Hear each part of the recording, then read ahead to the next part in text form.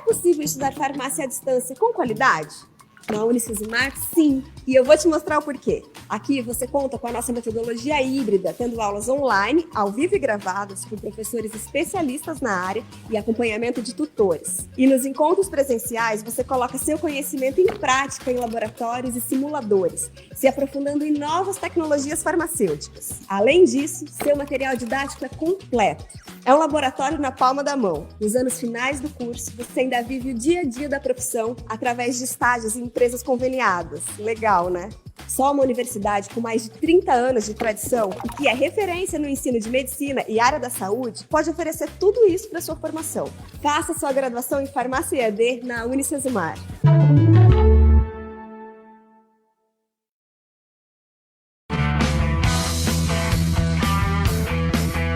Você está assistindo Teoria de Tudo. O rádio põe no ar uma conversa incerta.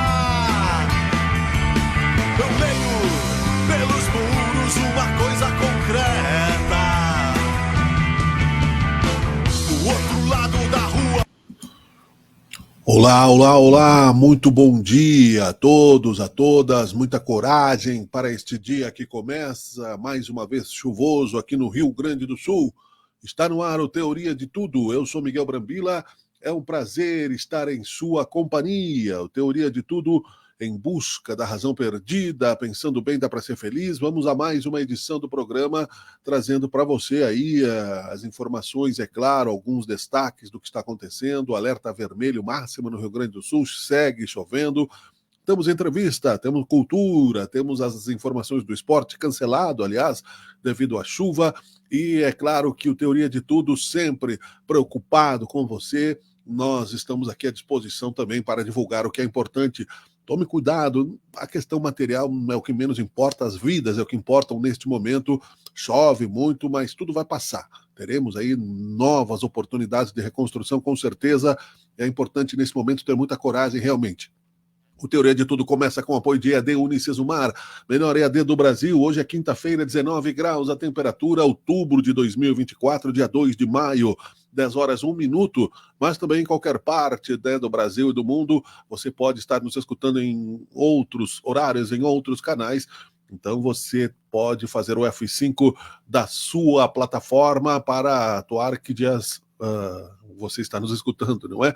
Nós vamos aos destaques do programa, principalmente porque são muitas as preocupações. Aumenta para 13 o número de mortes provocadas pelos temporais no Rio Grande do Sul. Lula visita o Rio Grande do Sul nesta quinta para verificar a situação do estado e anunciar medidas de apoio do governo federal. Prefeito de Porto Alegre faz apelo à população: quem puder, fique em casa. Quase 300 mil pontos estão sem energia elétrica no Rio Grande do Sul. Devido ao alagamento, os trens do Transurb circulam somente entre as estações Farrapos e Novo Hamburgo. Governador Eduardo Leite decreta estado de calamidade pública no Rio Grande do Sul. E ainda aqui na Serra Gaúcha, muitas notícias tristes realmente. Ao menos 8 pessoas estão desaparecidas em Galópolis, em Caxias do Sul, diz a prefeitura. Represa de Caxias tem risco de ruptura e prefeitura faz evacuação da área. Casal morre soterrado após deslizamento de terra no interior de Boa Vista do Sul. Alagamento diminui e homem morto é encontrado no centro de Serafina Correia. As rodovias estão, muitas delas bloqueadas, muitos pontos, a de 116 em Galópolis, em Caxias. Autoridades pedem que moradores busquem locais seguros, enfim. São momentos difíceis realmente que nós estamos enfrentando, mas unidos nós vamos vencer mais uma vez esta tragédia. Temos dito, né, já não é de hoje, que esses fatos só tendem a piorar. Né? Setembro do ano passado foi ruim, agora foi pior. Né? Isso é fato. O que aconteceu? Como foram recuperadas? Quais foram as estruturas que foram apresentadas?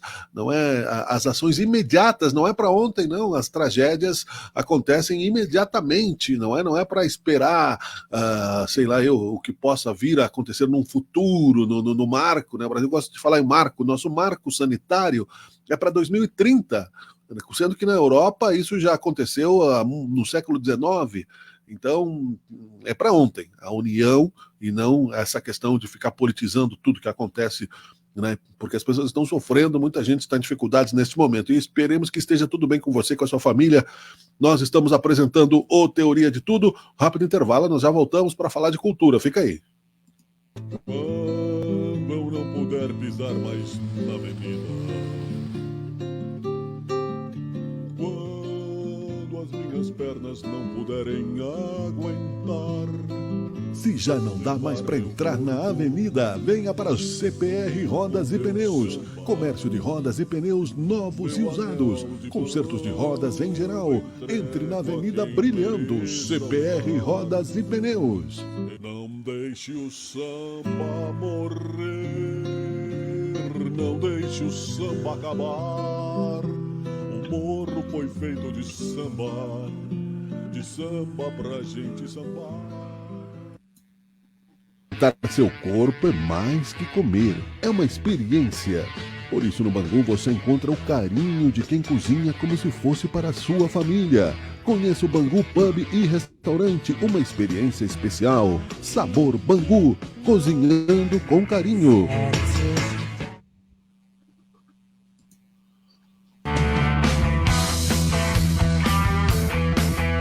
Você está assistindo Teoria de Tudo. O rádio põe no ar uma conversa incerta. Eu leio pelos muros uma coisa concreta. Do outro lado da rua. Muito bem, estamos no ar com o Teoria de Tudo, manhã de quinta-feira, pós-feriado, Dia do Trabalhador. Parabéns a você, né, que tem aí trabalhado muito pela sua sobrevivência, que merece todo o destaque. Enfim, uma vida tem condições de resiliência muito fortes quando acreditamos de verdade. E trabalhar é importante, sim, o desenvolvimento intelectual, emocional, de todas as questões que estão envolvidas com a produtividade e a prosperidade, por que não dizer. Vamos falar de cultura aqui no Teoria de Tudo. O escritor Cassiano Cabral recebe o troféu Fernando Pessoa. Ele vai falar da sua obra também e vai falar sobre este reconhecimento. No próximo dia 4 de maio, em Jantar de Gala, o escritor Cassiano Santos Cabral receberá pela editora Mágico de Oz o troféu Fernando Pessoa, em reconhecimento à sua trajetória literária e obras publicadas. Ele vai contar mais sobre isso e vai falar um pouco também sobre, né, o seu trabalho. Ele já esteve aqui conosco em outras oportunidades e aqui está ele mais uma vez. Eu vou chamar ele à tela aqui para que a gente possa conversar. Cassiano, alô, tudo bem? Bom dia. Bom dia, Miguel, tudo bem? É uma satisfação estar no teu programa. Saúdo a todos os teus ouvintes e também especialmente a nossa amiga jornalista Terezinha Taristano, sempre muito atuante, e familiares, amigos que nos assistem. Que legal, sempre é um prazer conversar com as pessoas que gostam, né, do imaginário literário e que trazem aí, né, essa colaboração, porque se você não se coloca na condição de vencer a timidez, você pode até ser um gênio, mas não colabora com a sociedade. Eu acho que o escritor ele tem uma generosidade à parte porque ele se expõe. E ao se expor, não é, ele colabora assim, com a questão de vida como um todo. Parabéns, primeiramente, por essa ação de escritor que você já pratica há algum tempo, né? Quantos livros, Cassiano? Eu tenho 5 livros publicados, escrevi 8, publiquei 5. Publiquei nas modalidades de poesia, crônica, conto, e o meu último foi um romance policial. E eu desde que eu me identifico, né, por gente, vamos dizer assim, eu já comecei na atividade literária muito cedo, com 7, 8 anos, eu já comecei a dar os meus primeiros passos, né? Então, a literatura é algo, assim, muito presente na minha vida. E eu acredito que ela pode contribuir aí para um mundo melhor, de mais reflexão entre as pessoas e mais conhecimento também. Então, acho que o escritor faz a sua parte, né, também. É verdade. E a tua profissão, além de escritor, que também é um trabalho, né? Porque muita gente diz, tu é escritor, mas tu vive do quê? Eu sou advogado, né? Uhum. Já fui, inclusive, professor de italiano, mas atualmente eu sou servidor do Ministério Público Gaúcho, né? Uhum. Trabalho na assessoria jurídica. Sim. Amplia um pouco, para que a gente fale daqui a pouco como tu chegaste ao reconhecimento, Fernando Pessoa. É um reconhecimento bem interessante, importante, não é? E quando se começa a chamar a atenção, muitos dos nossos colegas escritores passaram pela história anônimos, né? Eu gosto muito de ver biografias e assistir biografias. Então não é o sucesso imediato que importa muitas vezes, mas sim importa muito para quem precisa de estímulo, não é? De saber que nós temos aí a vontade de apresentar uma realidade através da escrita. Conta um pouquinho, por favor, da repercussão que tu tens até agora, até chegar ao Fernando Pessoa. Bom, como eu iniciei falando, né, eu comecei muito cedo a escrever. Comecei escrevendo poesia, né, e a poesia me acompanha, né. Eu costumo dizer que eu sou um poeta de raiz, um cronista entusiasmado, um contista atrevido e um romancista no início, né? Mas tenho a satisfação de ter recebido prêmios, né, em todos esses gêneros literários. E durante um bom tempo eu fiquei só com a poesia, né? Mas aí eu senti a necessidade de diversificar a questão do gênero literário, porque muitas pessoas não se afinam tanto com a poesia, que é uma linguagem mais subjetiva, né? Então eu parti para a crônica. Morei 5 anos em Gramado, fui convidado para ser colunista de um jornal de Gramado, e aí passei a escrever crônicas, né, paralelo com a poesia. E depois surgiram o conto, né, e também publiquei livro de conto, e por fim nutri, assim, dentro de mim uma vontade muito grande de escrever um romance, principalmente na área policial, porque eu trabalho na área criminal, no Ministério Público, né? Mas era um sonho, assim, bem, bem distante, né? E eu acabei, fiz um curso, né, para estruturação, e de lá para cá, isso fazem alguns anos, escrevi 3 romances, publiquei um, mas já estou com 2 aí na lista, né? E tenho aí na minha trajetória alguns prêmios aqui no Rio Grande do Sul, né? Pela Casa do Poeta Latino-Americano, pela Casa do Poeta Rio-Grandense. Recebi um troféu por uma medalha, na verdade, por um concurso nacional de poesia que eu participei. E algum tempo atrás eu estou me dedicando mais a tornar a minha obra, meus livros, enfim, conhecidos também no exterior, né? Então eu tenho prêmios em Portugal, ganhei recentemente um prêmio em Boston, né? E agora vem o prêmio Fernando Pessoa, né? Entre outros, né? Sim, com certeza. Até para citar esse reconhecimento internacional, essa chancelaria, no sentido de você, língua portuguesa, traduzidos os livros para essas línguas, como é que foi que você chegou aí muitas vezes, né, a gente não tem o destaque na terra da gente, mas como o santo de casa não faz milagre, né? Uhum.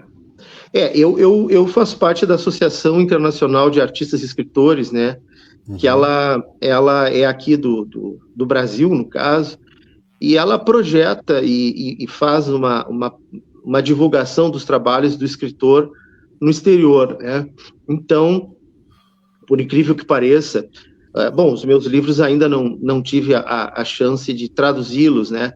Mas nós, às vezes, até desconhecemos isso, mas nós temos uma comunidade portuguesa muito forte no mundo afora, né?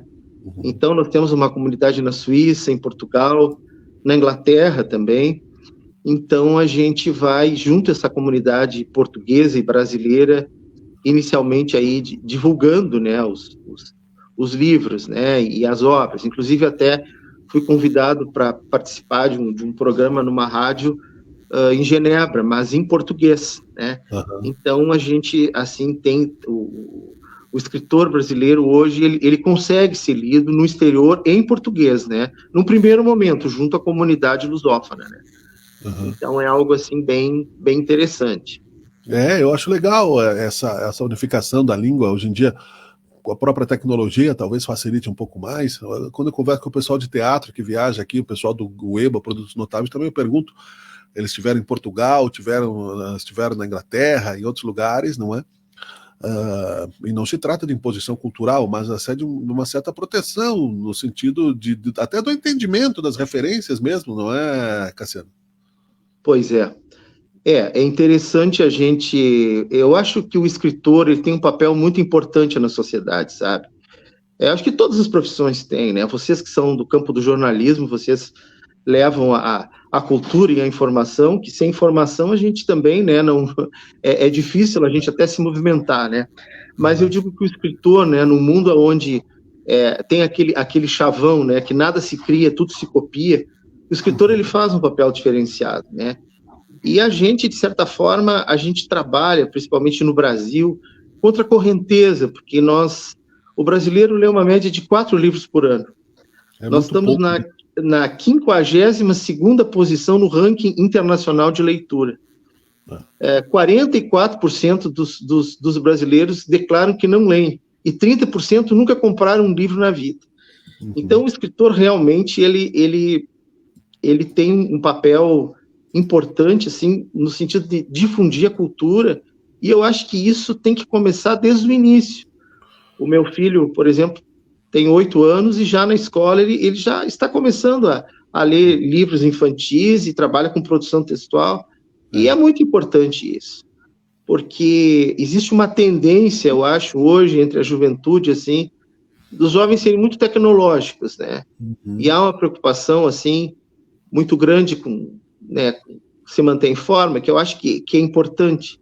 Mas existem dados interessantes. Por exemplo, o Brasil é o 2º país no mundo em cirurgia plástica e 52º na posição de leitura, né? Então, alguma coisa está errada, né? Tá a gente tem que tentar, pelo menos, elevar um pouco esse índice, né? Isso tem uma série de reflexões, né, que se podem acrescentar na sociedade, falando aqui de forma intelectual, como nós estamos conversando, mas de forma simples também, porque acabam sendo os jovens, como tu disseste, uma educação às vezes mais requintada, no bom sentido, no sentido de boa consciência, se tornando para eles mesmo desafios grandes, como pontos fora da curva, né? Eu tenho adolescente aqui também, é difícil a vida por causa do senso crítico que ela tem. A minha filha, que tem 15 anos, escreveu um livro com 14, não lançou ainda por causa da escola, mas enfim, porque um senso crítico mais apurado é o maior nível de frustração, e isso gera uma questão psicológica importante, até para eles próprios, porque eles vão ser minoria, essas pessoas, como teu filho, como né, que tem cultura, e vão enfrentar essas dificuldades que nós vemos aí todo dia. Eu acho que realmente é extremamente importante que a gente leve a cultura, e isso através dos livros, né? E eu tenho assim uma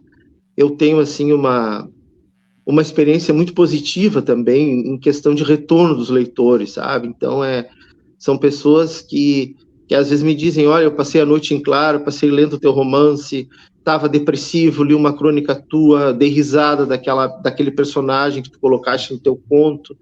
Então, isso eu acho que é muito importante, o salário psicológico do escritor, ele é muito importante, porque, de uma maneira ou de outra, você está fazendo diferença no mundo, né? Então, daqui a 100 anos, 150, eu não vou estar mais aqui, mas o meu livro vai estar na escola, vai estar numa biblioteca, vai estar acessível para quem quiser ler, né? Então, isso eu acho interessante, essa proposta que a literatura proporciona, né? Eu gostei da metáfora salário psicológico, né? Acho que nós poderíamos adotar essa metáfora.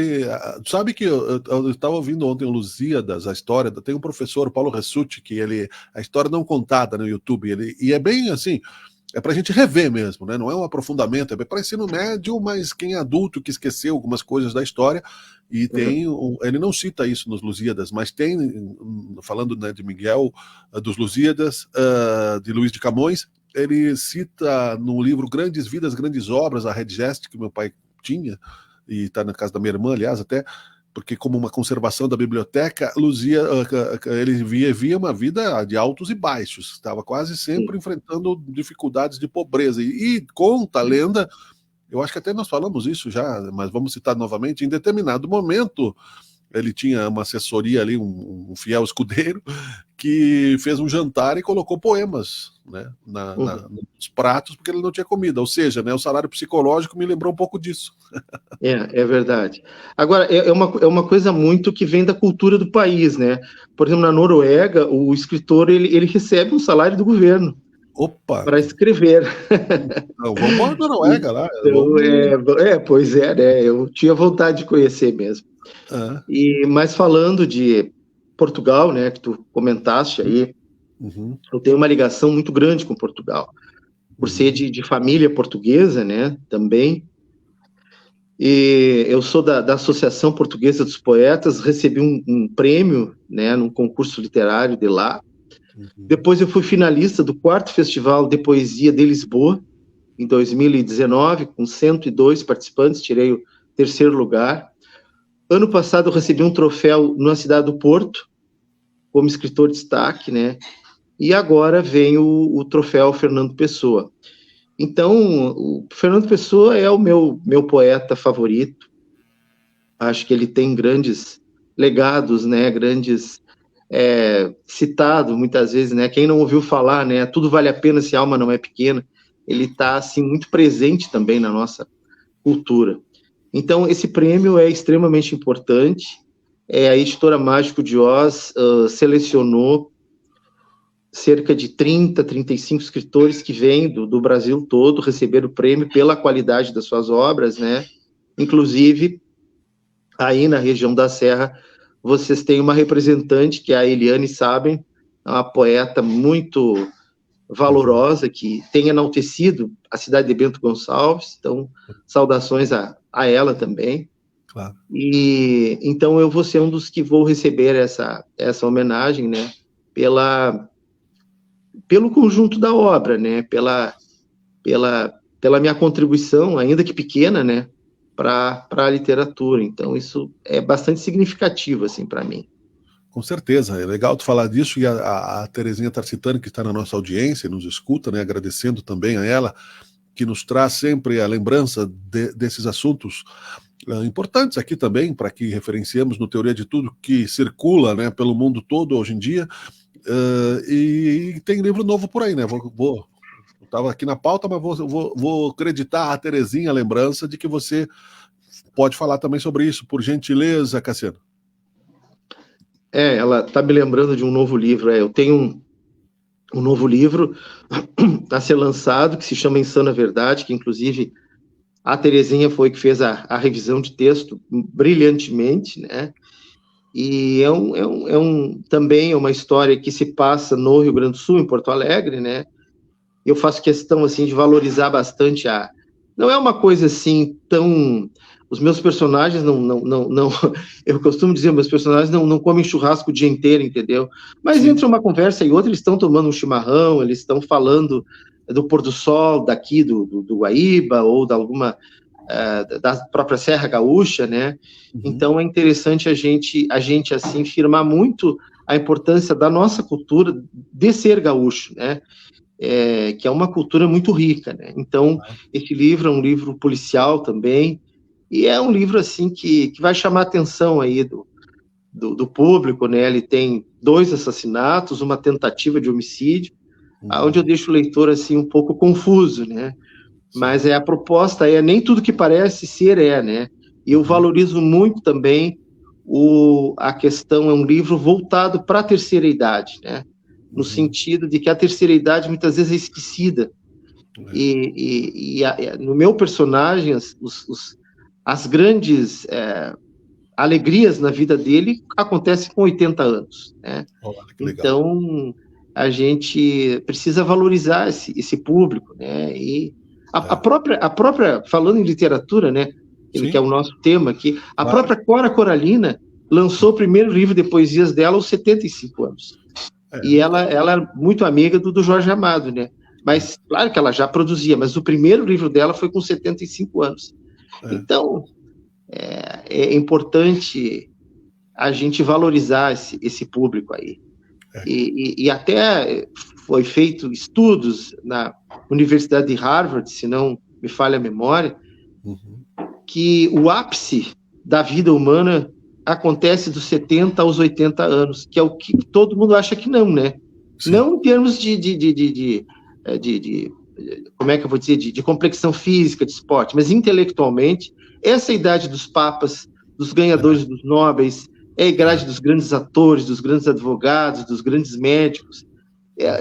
Então, é o público que ele está no ápice da existência, da maturidade, porque tem muita bagagem de vida, né? Então, a gente precisa valorizar também. Então, a literatura também, nesse ponto, eu peguei esse viés, e esse próximo livro ele vai tratar muito dessa questão de uma forma, assim, muito respeitosa e valorizando, né, o pessoal aí mais velho.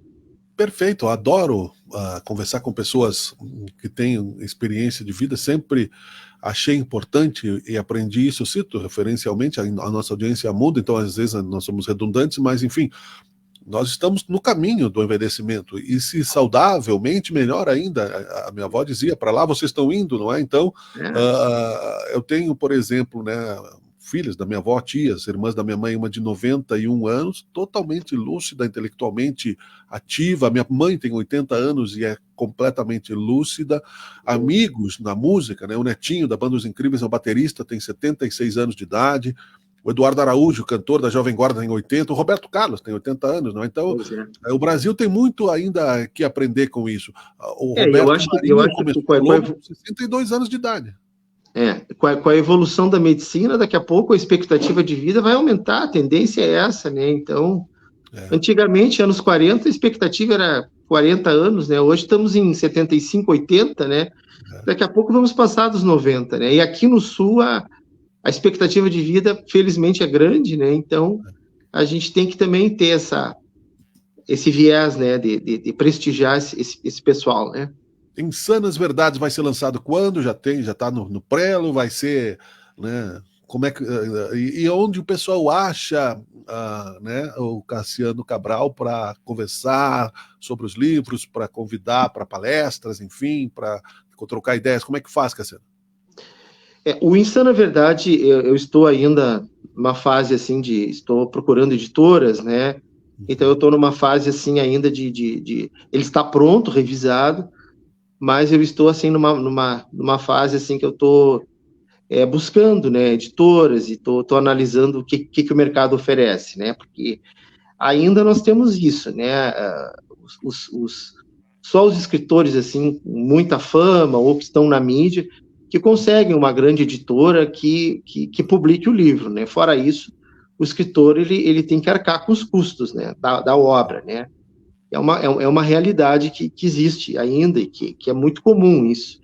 Perfeito. E os livros, o meu último livro, ele está já esgotado, né? Tô aí vendo a terceira edição, ainda tenho alguns exemplares comigo. E os livros nas redes sociais pode ser adquirido, né? E diretamente comigo, né? Diretamente comigo, aí, inclusive, eu faço um autógrafo, né? Forneço um marcador de página para a pessoa. Legal. Então, posso dar até o meu e-mail, não sei se é possível. Pode, claro, fica à vontade. cassianosantoscabral@gmail.com. Tá legal. Se algum leitor tiver interesse, pode contatar comigo. Legal. Enquanto eu escrevo aqui, cassianosantoscabral@gmail.com, para deixar na tela, para a gente concluir, com relação ao Fernando Pessoa, então é nesta sexta-feira a distinção, o evento, né? Conta um pouquinho para a gente concluir, aprofunda um pouquinho disso, Cássio. O evento vai acontecer no sábado agora, a partir das 20 horas, no Hotel Cosmopolitan, aqui na Félix da Cunha, né? E, na verdade, vai ser um evento plural, vamos dizer assim, porque ele começa com o ingresso de novos associados na Academia de Belas Artes do Rio Grande do Sul, academia essa que eu já tomei parte, ingressei o ano passado, né? Seguido, terá a entrega de novas comendas aos associados, e pela editora Mágico de Oz, que é uma entidade co-irmã à Associação Internacional de Autores e a própria Academia de Belas Artes, será entregue o troféu Fernando Pessoa a alguns escritores destacados, né? Então, vou ser um deles, né? O que me dá assim muita satisfação, porque o Fernando Pessoa ele é um poeta assim realmente tem muita visão, né? Ele tem se apresentava com os 3 heteronômios, né? E a gente seguidamente escuta, né, passagens aí das poesias dele. Então, o peso do Fernando Pessoa de receber esse troféu é muito grande para mim, porque como eu disse, pelo conjunto da obra, né? Mas o Fernando Pessoa, ele é um poeta, né? E eu me considero um poeta de raiz, né? Então, é um motivo assim de grande contentamento para mim. E poder dividir essa alegria com o teu público e com os meus leitores, né, e ouvintes, isso é realmente uma satisfação muito grande para mim. Cassiano Gilberto Santos Cabral, para nós também é importante, é legal, deixamos aqui, né, na nossa galeria de enciclopédica digital, na trajetória do Teoria de Tudo, que chega à edição de número 578, conversando com amigos que se fazem ao longo do tempo e que mantêm a criatividade, o estímulo da cultura. Que bom, né, que tu te disponibilizaste também a essa entrevista. Parabéns mais uma vez. Obrigado a Terezinha Tarcitano, minha colega, também revisora, né, do Poder Transformador e jornalista. Ela sempre também ativa aí, né, em várias áreas, né? Muito importante a gente ter um pessoal que também nos ajuda nesse universo de satélite, porque muitas vezes a gente não sabe muito bem se gerenciar, né, em termos de carreira e de crase, por exemplo. Sim, é verdade. Obrigado, bom dia. Bom dia, satisfação. Valeu, até a próxima. Estamos apresentando Teoria de Tudo, um rápido intervalo, já voltamos, fica aí. Quando eu não puder pisar mais na avenida, quando as minhas pernas não puderem aguentar, se já não dá mais para entrar na avenida, venha para CPR Rodas e Pneus. Comércio de rodas e pneus novos e usados. Consertos de rodas em geral. Entre na Avenida Brilhando. CPR Rodas e Pneus. E não deixe o samba morrer. Não deixe o samba acabar. O morro foi feito de samba pra gente sambar.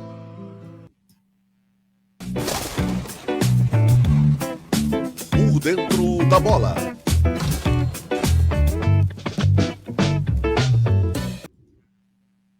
Bom dia, boa tarde, boa noite, Miguel Brambila. Bom dia, boa tarde, boa noite aos internautas e também aos telespectadores do Canal 14. Bom, Miguel Brambila, estou aqui em um boletim extraordinário do esporte porque, infelizmente, a situação no Rio Grande do Sul ela está caótica, ela está cada vez mais preocupante.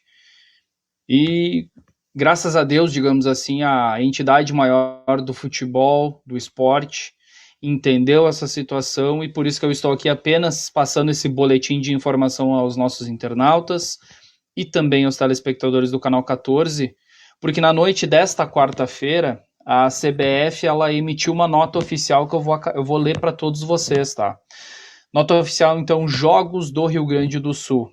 CBF adia os jogos até segunda-feira, dia 6, de todas as divisões do futebol brasileiro, no Rio Grande do Sul e dos clubes gaúchos como visitantes. Em virtude das fortes chuvas no Rio Grande do Sul e da previsão de novos eventos climáticos severos, a CBF informa que adiou todas as partidas marcadas no estado, envolvendo equipes gaúchas na condição de visitante até segunda, dia 6, em todas as competições e divisões do futebol brasileiro. A decisão da CBF é baseada no notório cenário de emergência em todo o estado, ratificado em ofícios enviados pelo governador e pelo chefe da Defesa Civil do estado do Rio Grande do Sul. A CBF entende que a prioridade de momento é o atendimento à população e de solidariedade. A CBF, em sua condição de entidade nacional de administração do futebol do Brasil, reitera seu compromisso com o apoio às autoridades e à população gaúcha e manifesta toda a sua solidariedade. Tá aí a manifestação da CBF em razão dos acontecimentos aqui no Rio Grande do Sul. Então, quais são os jogos, Miguel Brambila, que nos acompanha, que não vai acontecer? Cruzeiro Internacional em Belo Horizonte, Grêmio e Criciúma na Arena, Juventude e Atlético Goianiense na segunda-feira também não vai acontecer. A assessoria do Juventude nos informou através do grupo da assessoria. O Juventude também não vai jogar na segunda-feira contra a equipe do Atlético Goianiense. Os gaúchos na Série C, São José e Volta Redonda não vai acontecer também. Sampaio, Correia e Caxias, Náutico e Ipiranga. Na Série D, Novo Hamburgo e Concórdia, Ercílio, Luz e Avenida e Brasil de Pelotas e Barra. São essas as partidas que infelizmente não irão acontecer, mas por um motivo nobre, né, Miguel Brambila, que tem que cuidar das pessoas neste momento. E falando em cuidar das pessoas, vamos dar os parabéns para o Juventude, que o Juventude mais uma vez se coloca à disposição. Então o Juventude coloca o estádio e o CT à disposição das vítimas das enchentes que precisam da nossa ajuda. Tá bom, Miguel Brambila? Mandar um abraço para você, para toda a nossa audiência, e a gente se vê numa próxima edição do Por Dentro da Bola, com informações do esporte. Joselito Santos.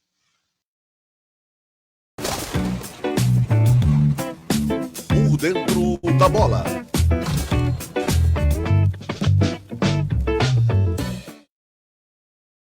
Dar seu corpo é mais que comer, é uma experiência. Por isso, no Bangu você encontra o carinho de quem cozinha como se fosse para a sua família. Conheça o Bangu Pub e Restaurante, uma experiência especial. Sabor Bangu, cozinhando com carinho.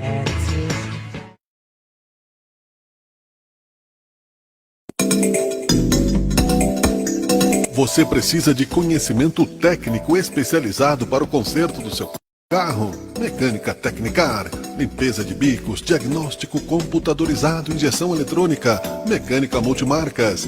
Precisa de confiança no serviço, diagnóstico preciso, garantia e credibilidade nos serviços? Mecânica Tecnicar. Mesmo em tempos de dificuldades, a Mecânica Tecnicar não deixa você na mão. Garanta segurança, confiança para sua movimentação. Seu carro é patrimônio importante seu, de sua família, para o seu trabalho. Venha para a Mecânica Tecnicar. Fale com o Claudinho. Siga-nos no Facebook, Mecânica Tecnicar. Estamos na Rua Anita Garibaldi 139, bairro Esplanada. Faça revisões regulares no seu automóvel. Mecânica Tecnicar.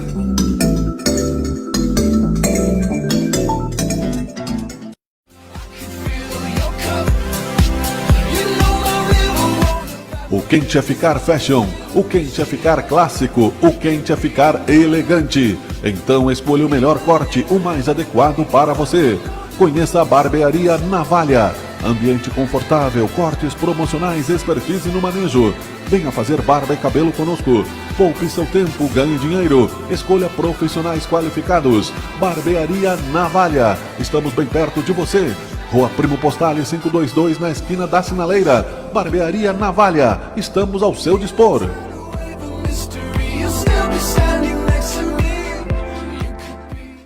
CPR Rodas e Pneus. Deixe sua marca nas ruas. CPR Rodas e Pneus. Rodamos junto com você.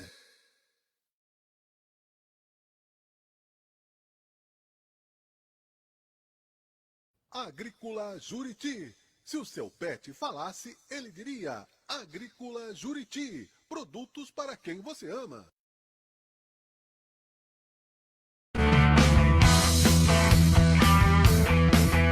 Você está assistindo Teoria de Tudo. O rádio põe no ar uma conversa incerta. Eu leio pelos muros uma... A distância com qualidade? Na Unisysmar, sim. E eu vou te mostrar o porquê. Aqui você conta com a nossa metodologia híbrida, tendo aulas online, ao vivo e gravadas, com professores especialistas na área e acompanhamento de tutores. E nos encontros presenciais, você coloca seu conhecimento em prática em laboratórios e simuladores, se aprofundando em novas tecnologias farmacêuticas. Além disso, seu material didático é completo. É um laboratório na palma da mão. Nos anos finais do curso, você ainda vive o dia a dia da profissão através de estágios em empresas conveniadas. Legal, né? Só uma universidade com mais de 30 anos de tradição e que é referência no ensino de medicina e área da saúde pode oferecer tudo isso para sua formação. Faça sua graduação em Farmácia EAD na Unicesumar.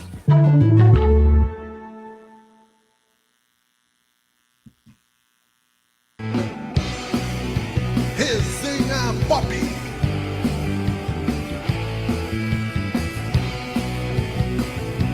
Resenha Pop. Sei que um dia chegaremos aonde se quer chegar.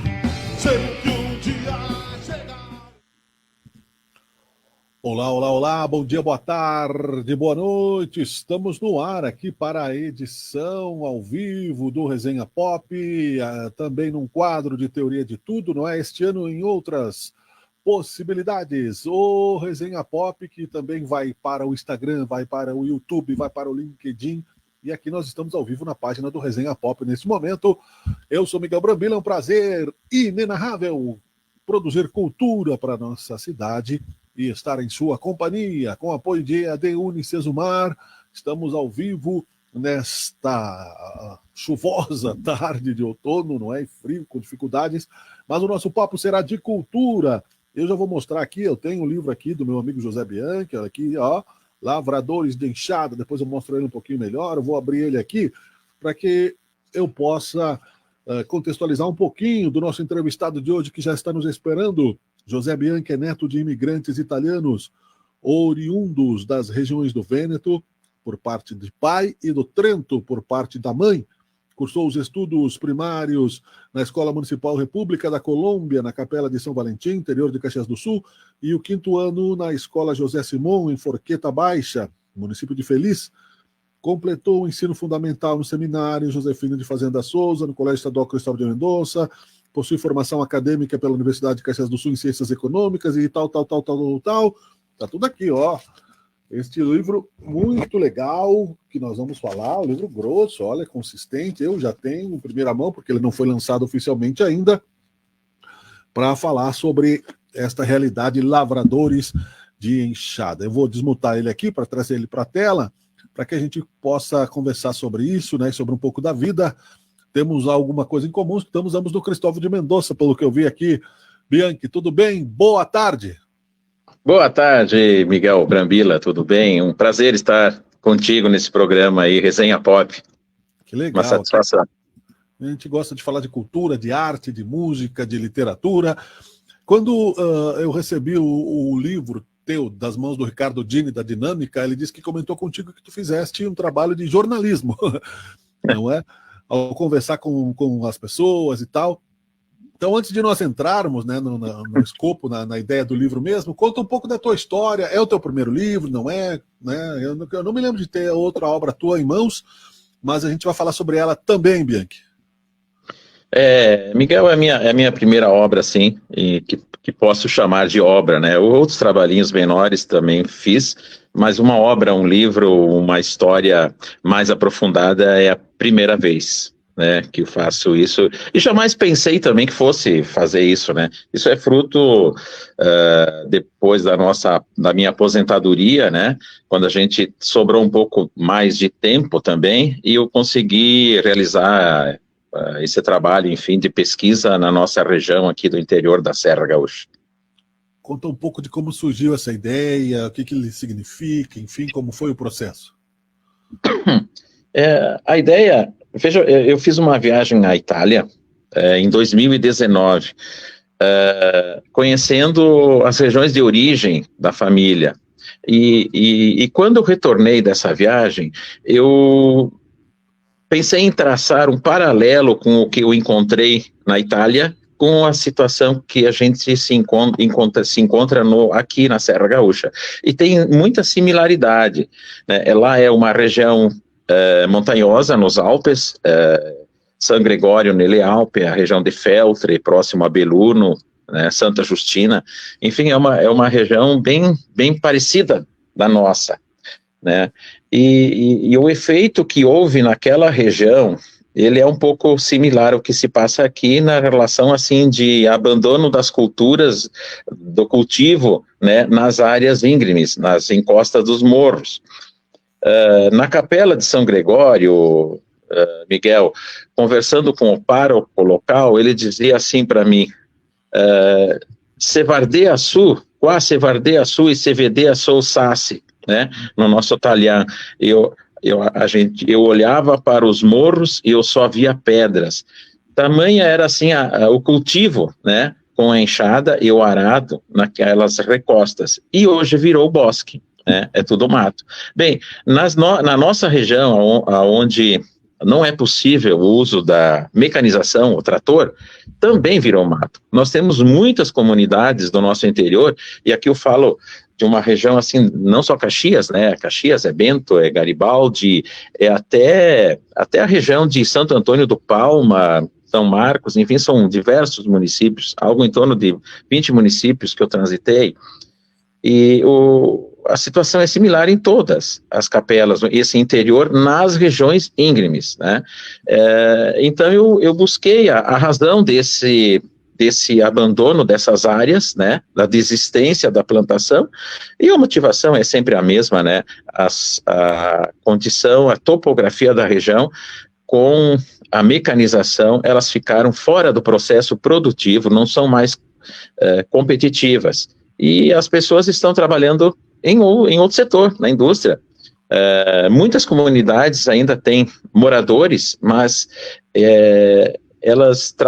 muitas trabalham na indústria. Na nossa região, por exemplo, a Randão, a Peternat, a Marco Polo, a Cooper Show aqui na região do Vale do Caí, a Madesa, Capesberg, são várias, né, empresas que contratam funcionários e elas prestam o serviço de transporte, buscam um funcionário em casa, né, mas eles trabalham, enfim, nas empresas que têm o transporte viabilizado pela empresa, né, e muitos também continuaram morando na colônia, na casa dos pais ainda, trabalhando nas empresas, né, o rendimento financeiro são poucos o que depende da terra mesmo, né?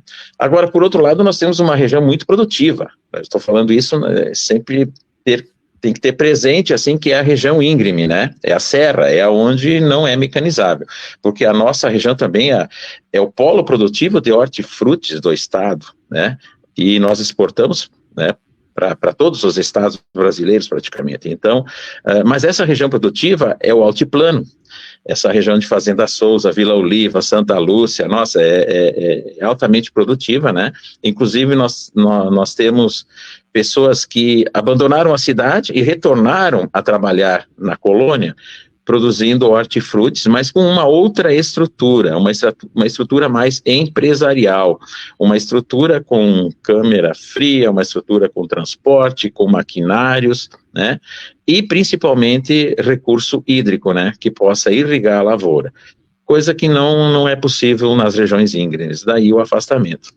E esse afastamento das pessoas do interior não é necessariamente um retrocesso na vida da pessoa, financeiro, de trabalho, porque a indústria de serviços, ou metal mecânica, enfim, da nossa região, ela absorveu esta mão de obra. Então, o trabalhador está vindo para a empresa, para a cidade trabalhar. Sim. É mais ou menos este é o quadro. Sim.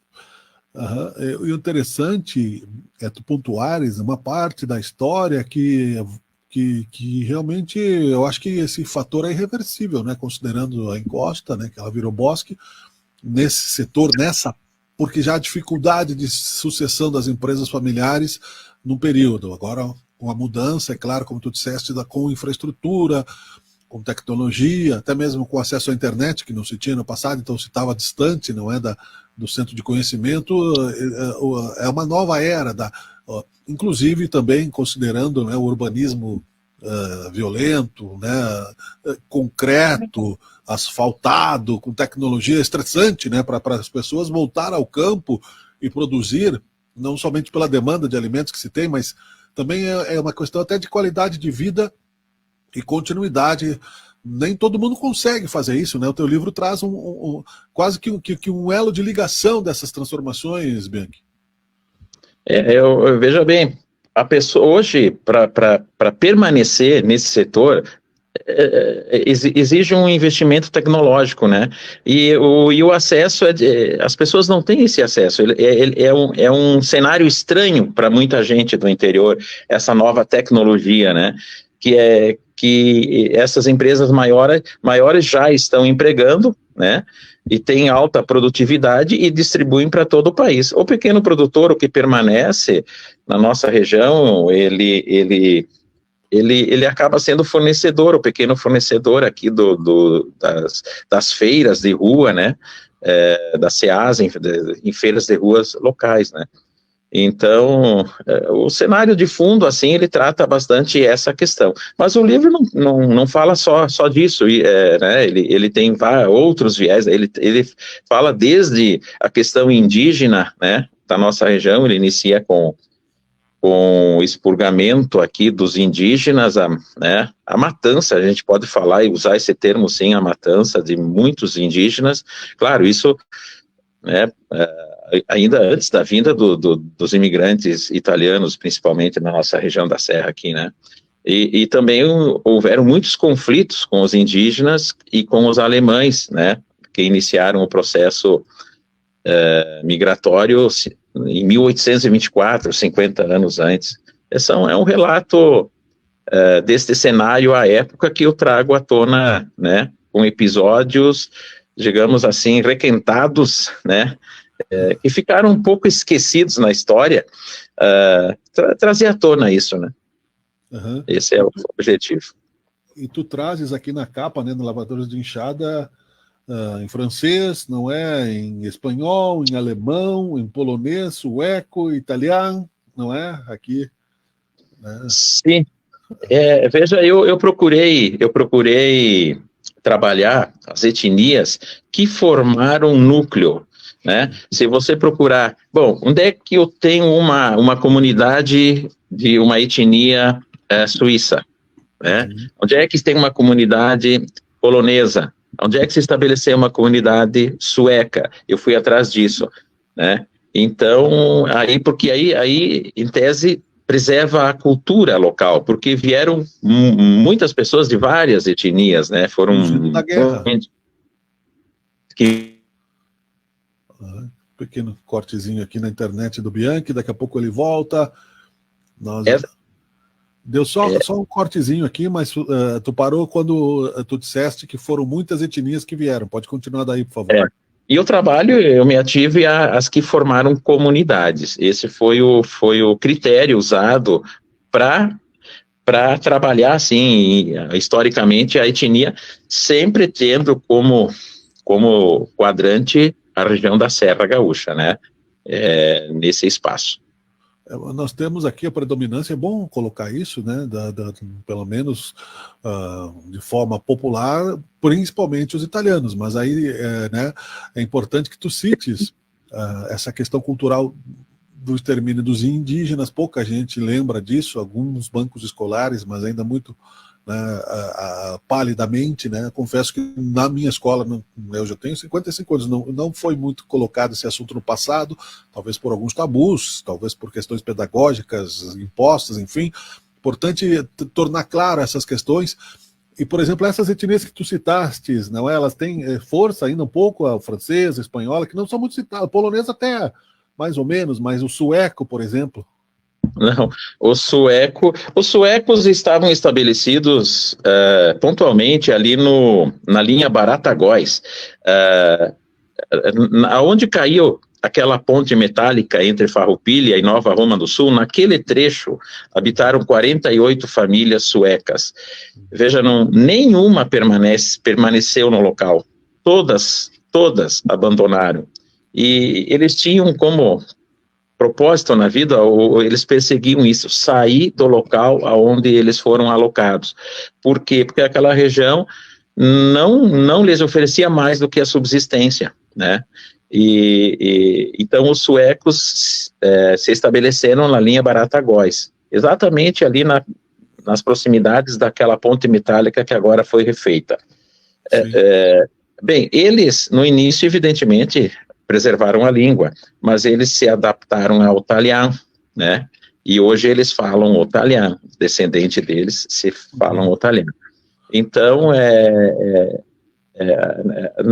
no Rio das Antas, basicamente, habitaram os suecos e poloneses, né? Desde Santa Teresa até a Criúva, né?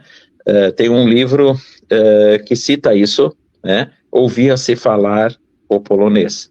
E no início, muitos poloneses habitaram aquela região, inclusive com metade dos lotes, porque já não havia mais lotes para distribuir. Muitos poloneses pegaram, além de pegar a ribanceira, né, o penhasco do Rio das Antas, ele ainda dividiam o lote numa fração menor, enfim.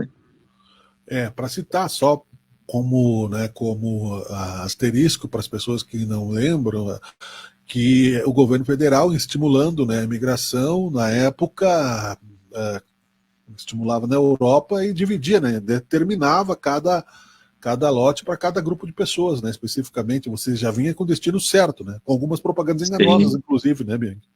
Sim, eram para os poloneses e para os suecos aqui era a terra onde corre o leite e o mel, né? Então era um sonho. Enfim, vieram essas famílias e hoje poucos ainda habitam o vale do Rio das Antas. Poloneses, a própria São Marcos, né, era conhecida como a São Marcos dos polacos, né?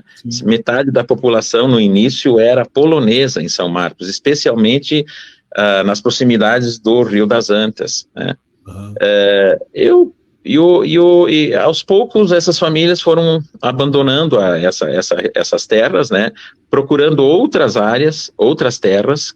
Eles se transferiram para a cidade, evidente, para Caxias, para a região, mas também para os novos lotes na região de Erechim, Passo Fundo, divisa com Santa Catarina. Quando abriram novos lotes, muitos aproveitaram a oportunidade de sair daqui. E também em São Marcos, são muito poucos os que restaram, praticamente extintos.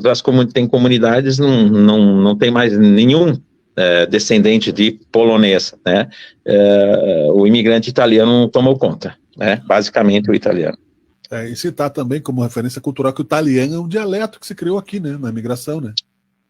O italiano. O italiano, ele é uma mistura entre os vários línguas que vieram regionais da Itália, e aqui foi somada a termos que não encontravam na língua própria o português, né? E o italiano é essa mistura aí, né? Mas com muito forte presença marcante do Vêneto, né? Da região Vêneta. Olha que interessante. Porque eu estive na Itália, e na Itália a comunicação, eu não sei falar inglês, né? E eu falava o italiano, e o italiano, eu procurava, como italiano, né, falar com as pessoas mais idosas, né? E não tive dificuldades de comunicação, pelo contrário, eles adoravam o contato e a conversação. Que legal, olha só. E aí, Bianchi, ainda para a gente falar um pouco, depois a gente vai falar do lançamento, as tuas fontes de pesquisa, elas não foram somente documentais, né, mas foram em loco, conversando com as pessoas. Como é que foi esse processo? Eu tenho uma parte que é histórica, acadêmica, é documental. Eu tenho a fonte de diversos livros aí, inclusive livros italianos, História dimenticata, História esquecida, uma fonte bastante importante do Amistade, 100 anos de germanidade, porque eu trabalhei bastante também a questão da cultura da etnia alemã, né? E depois eu tenho a pesquisa em loco, né? Aí em várias famílias dessas regiões, conversando com pessoas indicadas, muitas indicadas. O Maio fala com o fulano que ele sabe do assunto, conhece, e a gente foi atrás dessas informações, né, referentes, enfim, ao eixo do livro aí da nossa agricultura. Como é interessante, né, saber as histórias das pessoas. Eu entrevistei já há alguns anos, né, acho que já faz mais uns de 15 anos, com certeza, um senhor que estava no Hospital Pompeia e que tinha feito parte do batalhão de Suez, que foi o batalhão brasileiro que negociou a paz lá no Egito, numa época difícil lá no Canal de Suez, que era um batalhão bem interessante aqui do Exército Brasileiro.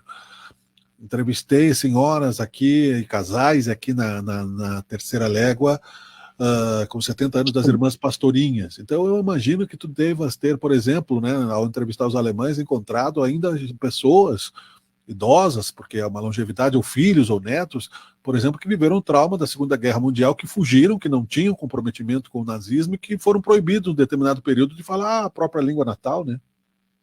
Sim, isso, até o meu pai que falava que na época a juventude dele não podia falar o talhar, né? Enfim, mas eu encontrei esse senhor, tá?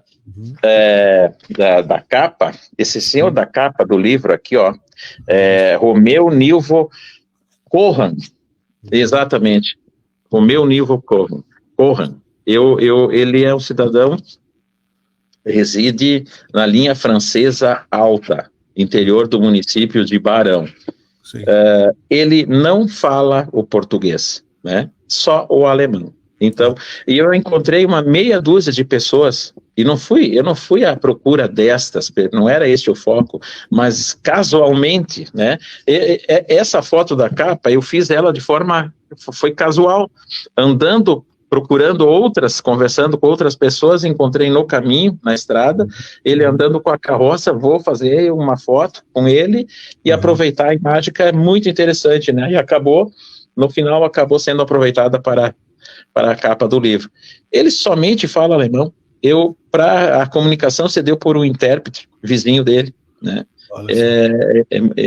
Veja bem, né? Ainda hoje temos pessoas e muito próximas da gente. Aqui em Nova Petrópolis foi outra situação, linha Riachuelo. Conversei com o senhor através da sua neta que traduzia, né? Sim. Então, culturalmente nós encontramos expoentes ainda que mantém muita coisa original, né? Da originalidade da.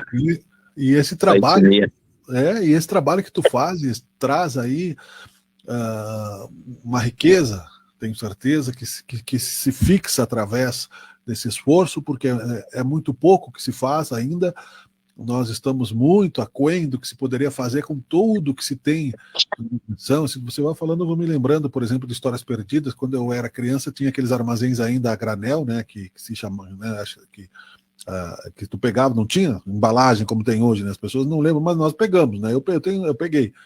E era o armazém da família. Mário Bongiorno era um francês que aos 2 anos foi para a Itália e que depois serviu o exército italiano e que desertou da Segunda Guerra Mundial, ele e a esposa, e vieram para o Brasil e montaram um armazém. A história deles é perdida também, assim como outras tantas que tu resgatas e que tu perdes, mas que livros como o teu, por exemplo, né, escrito aqui para não dar spoiler do teu livro, né, porque aí você conta e porque despertar o interesse para que o pessoal vá buscar, são pérolas da riqueza que eu guardo com carinho aqui, da nossa história. Nós vemos hoje várias culturas resgatando aí coisas do mundo todo, como é bonita a cultura humana e que ela se unifica, né? O italiano, por exemplo, é o símbolo da linguagem que se unificou pela necessidade, né, Bianchi? Sim, foi a forma possível de comunicação, né? Usaram artifícios, mesclando um pouco de cada língua e surgiu o italiano, né? Legal. O italiano. E outro aspecto que eu falo também, que eu trato como um assunto um pouco, não foi dada a relevância que eu acho que o tema merecia, que é a questão da navegação do Rio Caí. Eu fiz a navegação do Rio Caí a partir de Porto Alegre, colocamos um barco com um grupo, vamos conhecer, vou falar do transporte da época, eu preciso conhecer aquilo que eu vou tratar, enfim, né? Aí fizemos a navegação do Rio Caí, e assim, se a gente questionar hoje as pessoas, todo mundo tem presente que os imigrantes desembarcaram no Porto Guimarães, em São Sebastião do Caí. Mas, veja bem, Brambila, o Rio Caí, ele só era navegável de forma ininterrupta, né? Mesmo nos períodos de estiagem, somente até o Porto Maratá, que fica entre Montenegro e São Sebastião do Caí. Fica ali no meio, né? Fica um pouco abaixo de Pareci Novo. Então, e ali tem um Porto Maratá, com toda uma estrutura, com casas antigas, com uma rua e de frente ao porto calçada, pedras, aquele calçamento de pedras, a estrutura do porto, o recebimento, o cais do porto, todo com pedra grés montado, calçado, fica evidente, assim, a movimentação daquele porto, que aquilo, né, e a estrutura daquelas casas era o que dava suporte às pessoas que trabalhavam no porto. Bem, o que era? Conversando com as pessoas que hoje são proprietárias das terras e outras pessoas antigas, e também busquei algo já publicado em termos de notas de blog, do jornalista Renato Klein, do jornal Fato Novo de São Sebastião do Caí. Tem muita coisa histórica nisso, né? E também através do Jacó Selba, de Bom Princípio, né, que falam da navegação. E eles têm bem presente, bem clara a navegação da época, porque eles eram, o Selba era navegador, a família dele, do pai dele, do avô dele, eram os navegadores do rio, os últimos navegadores do rio Caí, era o que iam até o extremo da navegação, que foi no município de Bom Princípio, no Passo Selba, né? Aí foi o extremo da navegação do rio. Mas ele diz o seguinte: o Porto Maratá era um porto de transbordo. Então, quando as águas do rio Caí não tinham calado para a navegação dos barcos a vapor, eles navegavam com os barcos deles a remo, movido por escravos, né, e levavam a mercadoria até o Porto Maratá, que era o porto de transbordo, aonde, né, a partir do Maratá, depois navegavam nos barcos a vapor, mas até o Maratá era um ponto de transbordo. Então, e tanto é que uma das maiores obras do Estado, Brambila, foi a construção da Eclusa Rio Branco, junto ao rio Caí. A Eclusa Rio Branco tornava navegável o rio Caí até São Sebastião do Caí, no Porto Guimarães. Então, qual é o raciocínio? Bem, se a Eclusa entrou em operação no ano de 1900, bem, nós já temos 25 anos de vinda de imigrantes italianos, então, uma boa parte deles, pelo menos, desembarcou no Porto Maratá. Óbvio, sim. É óbvio, né? Mas o seu Jacó diz o seguinte: alguém escreveu que desciam no Porto Guimarães e aquilo ficou como verdadeiro. Sim. Mas não é uma história completa, né? Claro. Não é uma história completa. Porque o Porto, a Eclusa, que é o canal de Suez, que eleva as águas do rio, é a mesma forma. Sim. Ela foi construída, inaugurada, e ela foi inaugurada em 1900, portanto, a grande parte dos imigrantes já estavam estabelecidas no solo, então elas já desciam no Porto Maratá e vinham a pé, os primeiros a pé, e as mercadorias no lombo de mulas, né? Sim, não, e eu posso até estar fora do tempo, mas assim, quando se fala hoje, acompanhando aqui no nosso esforço empresarial, tecnológico, do Porto de Arroio do Sal, por exemplo, a Rota do Sol, quando se fala, por exemplo, que é um pleito aqui da Câmara de Indústria e Comércio de Caxias do Sul, em melhorar a logística para Porto Alegre devido aí à questão urbana, principalmente em dias épocas como essas de chuva, onde desmoronam os morros, as encostas, enfim, considerando, né, os anos 60, que foi a era do asfalto, abandonaram-se as ferrovias. E talvez tivéssemos perdido aí um foco de desenvolvimento com a navegação, como tu estás falando agora, o que não aconteceu em outros países, na Europa, em alguns lugares, né, onde os barcos não perderam a sua importância como meio de transporte de pessoas e de mercadorias, Bianchi. Veja, o transporte fluvial é muito importante no mundo todo, e aqui a gente tem um canal de navegação, né, importante que representou a época, o rio Caí, mas o Jacuí também, né, que ia até o meio do estado e até a região de de Cachoeira e adiante, lá no meio do estado, uma navegação tranquila pelo Rio Jacuí, né? E a gente abriu mão disso tudo pelas rodovias, atendendo interesses, quiçá de quem, né? Introduzindo caminhões e aquela história toda, né? Mas petróleo, essa os cartéis do petróleo dos anos 60, né? Eu levanto também a questão da discussão da época da construção da estrada de ferro para Caxias, e aí eu fiz um apanhado dos anais da... E tem uma pequena passagem do livro, sim, disso, e fiz um apanhado junto ao memorial da Assembleia Legislativa, o que os deputados defendiam à época, né?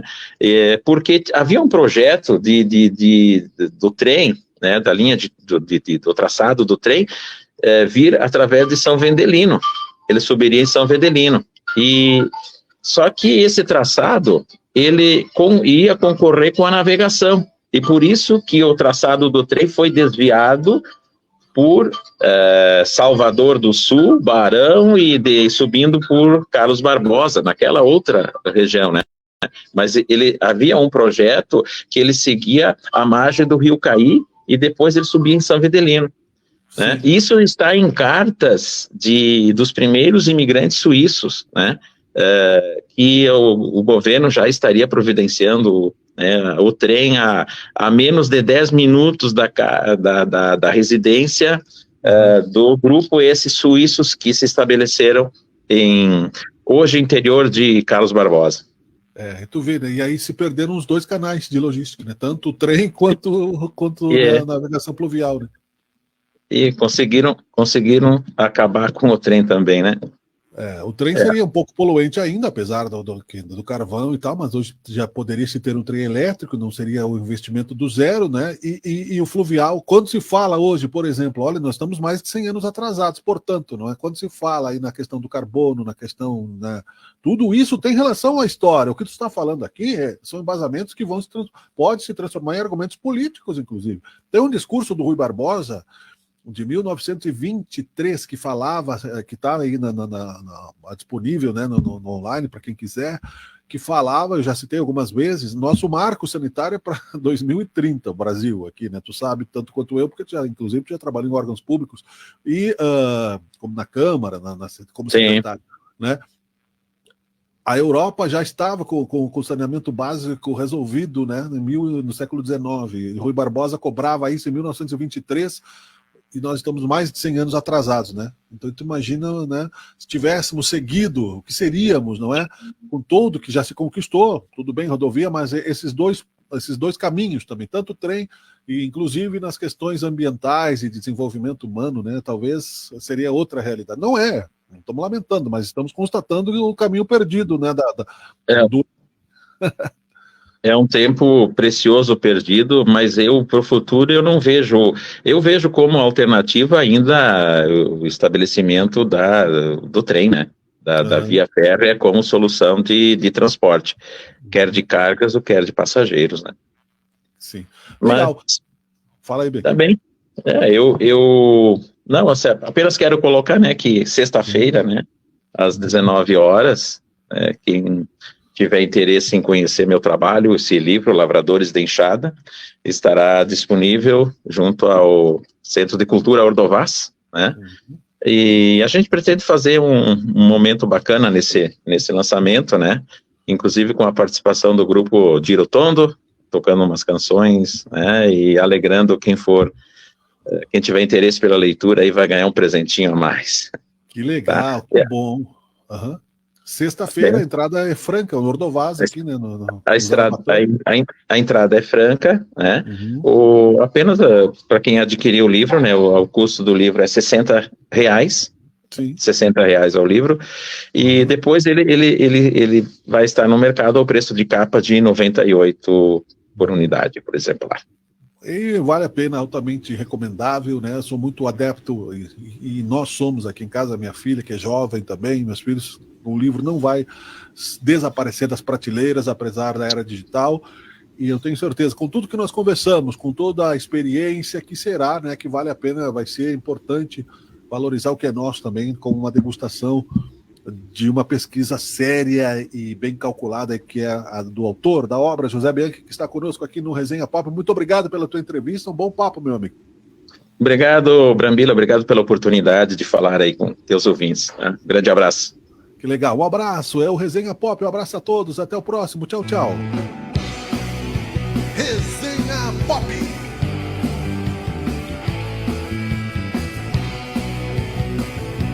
Resenha Pop. Sei que um dia chegaremos aonde se quer chegar. Sei que um dia chegar. Legal, ficamos por aqui, o Resenha Pop, que tem os recortes espalhados aí nas nossas redes sociais, mas também é um quadro do Teoria de Tudo, é o nosso quadro de cultura geral. O Teoria de Tudo volta a qualquer momento com mais informações. Estamos todos muito envolvidos com esta questão das chuvas aqui no Rio Grande do Sul, mais uma vez, não é?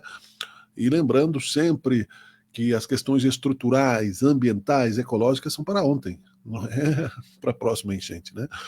Enfim, vai acontecer de novo. Não tenhamos a esperança de que as coisas vão se resolver sem a nossa ação, né? Então, vamos em frente, porque é preciso continuar. Um abraço a todos, coragem, é o Teoria de Tudo. Tchau, tchau.